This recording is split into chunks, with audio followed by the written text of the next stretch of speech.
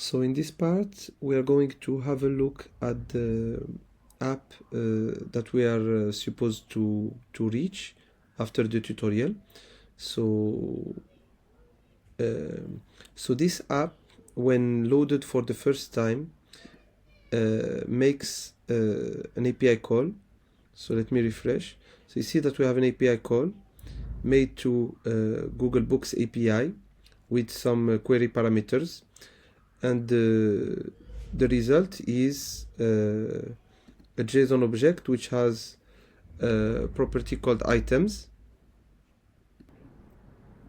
So the property items consists on an array of a bunch of objects, which each of them represent books with a bunch of information such as the authors, etc. Okay, so when this API call is being made, an action is being dispatched, again without any action from the user, just at the load of the app. To see that, we can see it in the Redux Dev Tools, so which can be buggy from time to time. Yeah, here no, sorry, the Dev Tools are not being enabled.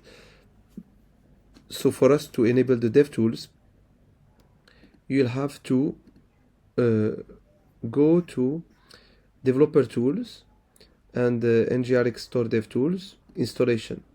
Okay, and here we need to add the dependency add NgRx Store Dev Tools latest. All right, which will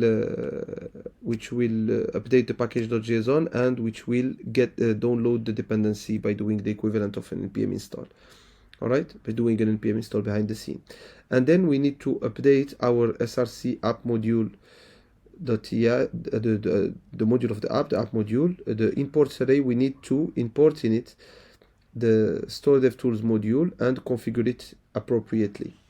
All right, so for our use case, we will not need to add the dependency, because if you will look into the project as you will download them or work on them on StackBleeds, you will see, if you open their package.json, both the starting point and the other one, that they already have the NgRx Store Dev Tools dependency. All right, so if I open, for example, this is the NgRx walkthrough final, the one that we are looking at, and it already has the Store Dev Tools. So we don't need to, since I already launched npm install, obviously I also have the dev tools downloaded in the node modules. So we won't have to run the ng-add module. However, we will need to, in the app.module.ts, that's what I removed actually in the previous part to show you what you need to do. We need here to add in the imports array the store dev tools module. Okay, there is this isDevMod function that we need to import from Angular core. Okay, this is to say that we are not in developer mode to only log, but not enable the NgRx dev tools that work with the Chrome extension. And the max age is how many actions it will store in the history of the dev tools. So you'll understand when we look at the dev tools in the Chrome dev tools. All right, so we need to import the store dev tools module. Unfortunately, here it's not helping. Okay, but we already know that it's part of that dependency called NgRx Store Dev Tools that we have just seen in the package.json.